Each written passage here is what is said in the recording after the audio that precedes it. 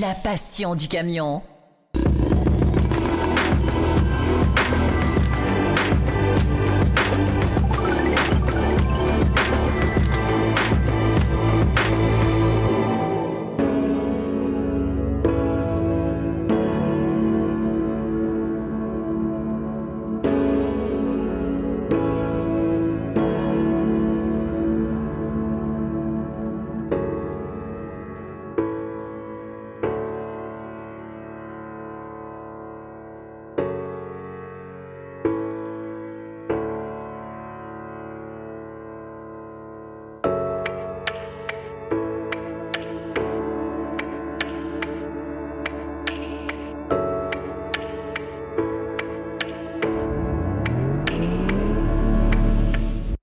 Bonjour à tous, alors nous voici de retour sur le parcours Rhône-Alpes. Vous savez, c'est le parcours étalon chez France Route. On vient y mesurer tous les véhicules et aujourd'hui c'est le tour du XG+, le tout dernier DAF dans sa version 480 chevaux. Alors on mesure évidemment le temps de parcours, la consommation, la montée d'école, tous les éléments qui permettent de se comparer les uns aux autres.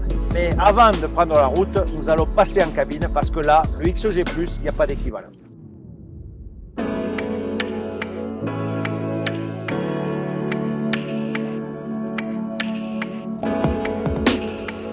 Alors, nous voici à l'intérieur de ce fameux XG+. Alors la montée, 3 marches, ça fonctionne, c'est assez haut, mais ça reste assez accessible. Alors là, ici, évidemment, j'ai la colonne relevée, le siège là, et là, c'est un peu le choc à l'intérieur parce que il y a de l'espace. Il y a vraiment beaucoup d'espace. Regardez notamment derrière le siège, entre la couchette et le siège. La couchette, elle est juste quand même magique, elle fait plus 80 de large, plus de 2 mètres de long, très confortable avec option relevage électrique, on peut vraiment ajuster comme on veut, et surtout la nouveauté, beaucoup de rangement. Le fameux vide-poche que l'on a chez DAF, mais nouveauté, des tiroirs ici, et beaucoup d'espace.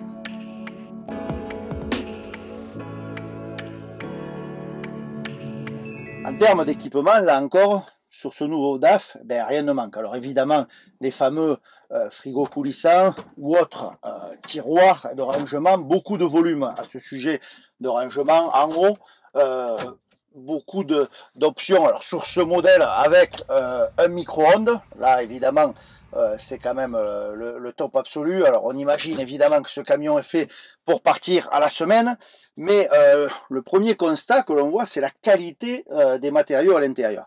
On s'aperçoit que les plastiques sont quand même bien mieux que ce qu'on a connu chez DAF.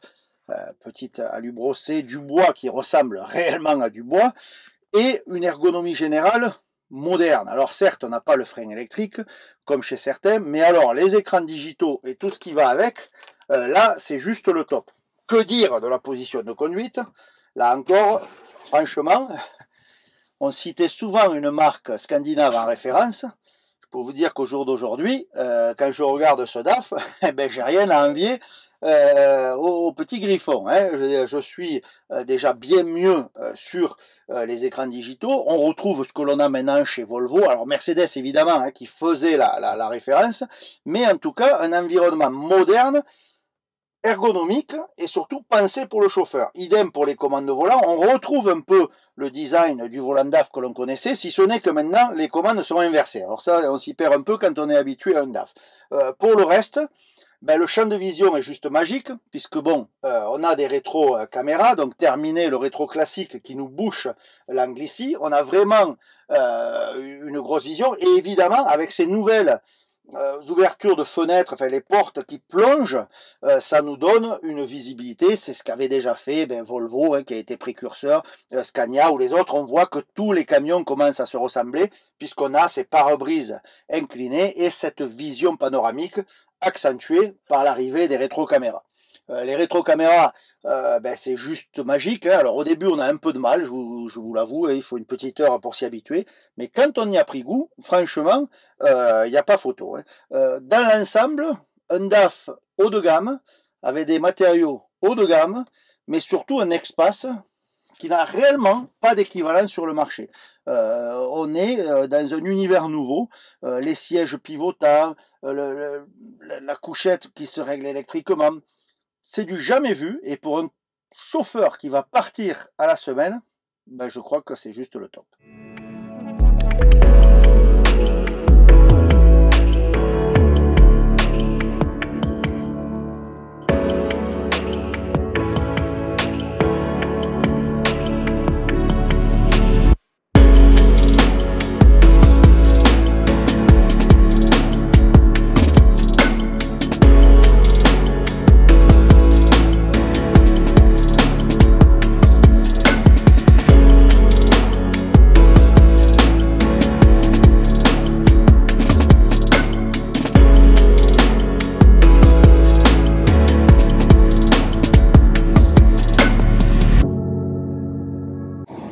Eh bien, ça y est, me voici au volant de ce XG+, le vaisseau amiral de chez DAF. Alors ici, en motorisation, 480 chevaux. Donc, c'est pas le plus puissant, puisqu'il existe également un 530 au catalogue. Là, c'est un camion, bien certes, qui est magnifiquement bien équipé. Vous l'avez vu tout à l'heure dans la présentation de la cabine. Mais c'est quand même une motorisation commune, 480 chevaux, c'est ce qui est le plus répandu en France, d'autant qu'ici, nous sommes avec une boîte de vitesse Traxxon sans ralentisseur secondaire, donc uniquement le MX Brake. Nous allons voir ce que ça vaut dans les Alpes, j'ai mais toujours quelques petits doutes sur la question. Ici, je suis sur la première étape, celle qui nous amène, vous savez, de Mâcon en direction de Genève. Donc là, autant dire, il y a plein de faux plats, ça monte, ça descend, c'est assez facile. Et là, bien évidemment, le MX Brake est largement suffisant. Nous verrons tout à l'heure dans les passages difficiles, notamment ces grandes descentes des cols, vous savez, où les camions sont limités à 70. On vous en dira un peu plus à ce moment-là. Un premier constat, c'est évident que ce camion et ce XG, on avait déjà fait des prises en main. Eh bien, le confort est au rendez-vous. On a très clairement monté d'un cran en termes de qualité, de finition, d'insonorisation. On n'est plus dans les DAF que l'on connaissait. On est vraiment dans du premium, du haut de gamme, et c'est vraiment plaisant à conduire. Pour l'instant, c'est vrai que je m'aperçois que le prédictif est quand même un cran au-dessus. Là, vous voyez, ils viennent de le faire en live. Ils viennent de lâcher juste avant le haut de la petite côte, de façon à se laisser glisser. Ça, c'est plutôt bon signe. Je continue mon essai, on se retrouve tout à l'heure pour les coulisses, vous savez, on essaye de vous faire vivre de l'intérieur et vous retrouverez évidemment l'essai complet dans le magazine.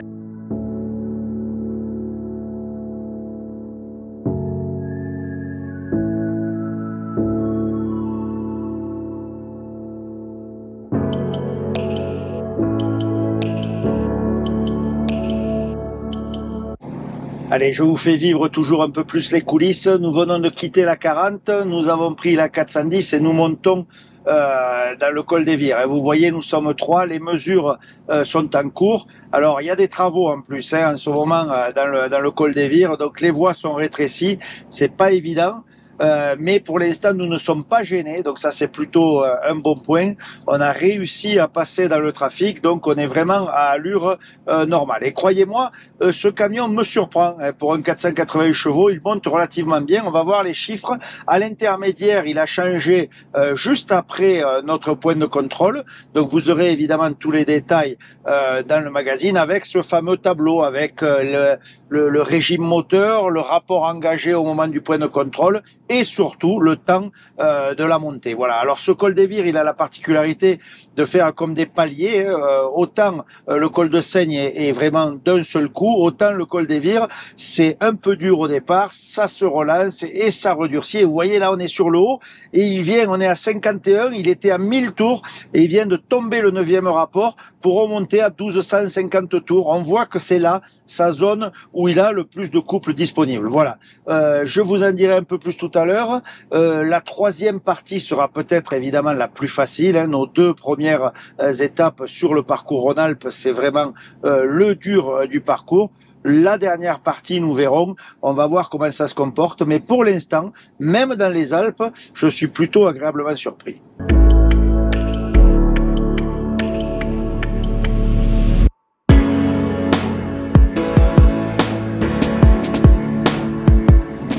allez, encore un passage difficile, et vous savez, tous ces cols des Alpes, et bien là, on voit que le camion se met à 1300 tours, 50 km/h sur le 9e rapport. Il reste constant. Je suis assez impressionné quand même. Il m'a déjà bluffé tout à l'heure dans le col des Vires, dans le col de Seigne, autant pour moi. Il m'étonne encore ici. Il arrive à tenir le couple alors que bon, il a quand même un rapport long de 21, mais il vient se mettre sur son régime optimum. Vous voyez, là, on est à 1200 tours. Il est dans sa courbe de couple, au maxi de sa puissance. On est à 48, 50 km/h. Il reste constant. Il tient la vitesse. C'est quand même assez impressionnant. On n'est pas sur un 700 chevaux. On est sur un 480. Mais il déroule quand même. Et quand je regarde le chrono effectué dans le col de Seigne, je me dis que comparé aux derniers résultats que nous avons eus, c'est plutôt pas mal du tout. Voilà, donc on verra à la fin, mais en tout cas, j'étais un peu inquiet au départ par rapport au couple de pompe, par rapport à la spécification du camion, et je trouve qu'au final, il s'en sort vraiment bien, avec une fois de plus, toujours un très bon point sur ce prédictive qui vraiment anticipe et connaît exactement la position du camion. Et c'est peut-être là la grosse différence. On voit que de ce côté-là, ça a changé. Aujourd'hui, c'est réellement le prédictif qui va contrôler aussi bien les corolles que le passage du rapport au bon moment, ou bien même en descente, qui va anticiper la fin de descente en rétrogradant ou en montant un rapport pour le laisser glisser. Franchement, de ce côté-là, DAF a fait beaucoup de progrès.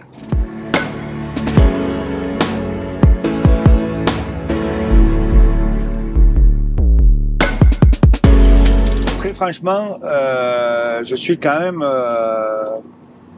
un peu bluffé par cette nouvelle version du MX Brake. Même si la puissance absolue n'a pas changé, la manière d'obtenir ce freinage a bien évolué. Et là, je suis dans une descente qui est plutôt longue. Ça fait un moment qu'on descend. Et pourtant, il tient 90, 91, il se laisse glisser. Mais il me retient. Contrairement à il n'y a pas si longtemps, j'ai essayé un autre véhicule. Vous aurez évidemment peut-être lu l'article dans le magazine d'une autre marque qui n'avait lui non plus pas de ralentisseur. Il m'a fallu actionner le frein principal à plusieurs reprises. Et là, je suis à la hauteur de l'aire de Groissy et franchement, je n'ai appuyé qu'une seule fois dans toute cette longue descente. Pour ceux qui connaissent le terrain, ils reconnaîtront ô combien c'est impressionnant parce que bon, on peut descendre à 90, il n'y a pas de limitation de vitesse, mais c'est vrai que bien normalement on a besoin de venir actionner le frein principal et là je ne l'ai fait qu'une seule fois dans toute la descente. C'est plutôt impressionnant, je me répète une nouvelle fois.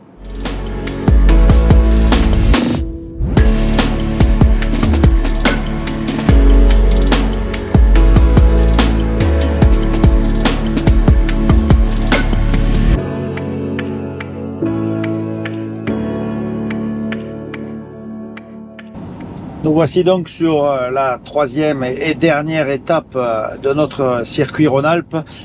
C'est là où ça glisse. On vient de laisser l'aéroport Saint-Exupéry sur notre droite. Nous allons bifurquer pour aller reprendre la 6 en direction de Mâcon. Et c'est vrai que c'est bien la troisième étape la plus facile. Et déjà toute la descente sur Lyon, on peut voir les chiffres. C'est quand même assez impressionnant. Évidemment, c'est, j'ai l'habitude de dire à la fin de la foire qu'on compte les bouses, donc on va pas faire de conclusion trop rapide. On va attendre la fin de notre essai. Mais quoi qu'il en soit, je peux vous dire que ce nouveau DAF, eh bien, il est impressionnant. Et cette nouvelle génération, elle n'est pas camion de l'année pour rien. C'est vrai qu'en termes de gain de consommation, d'efficience en général, on a fait de gros progrès chez le constructeur néerlandais.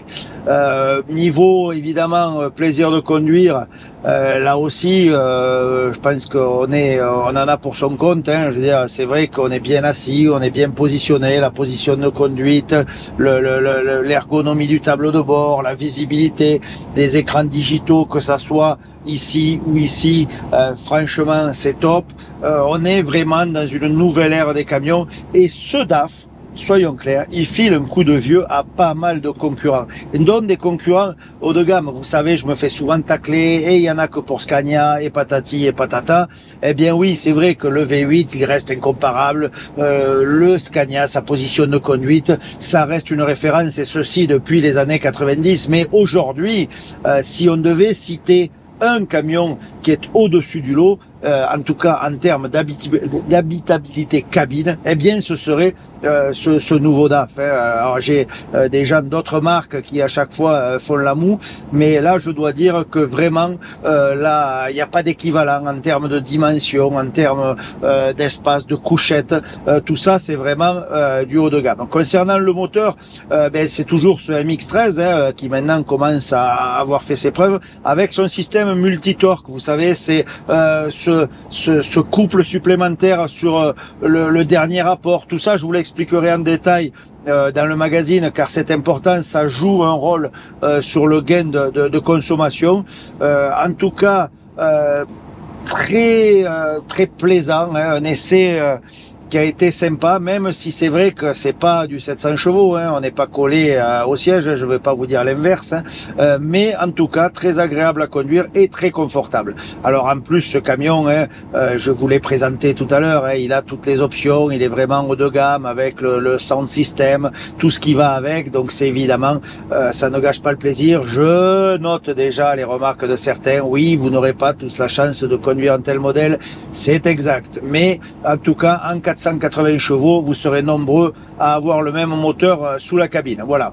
Je file pour aller encore une petite demi-heure en direction de Mâcon et on fera une conclusion tout à l'heure. Allez, je vous retrouve très vite.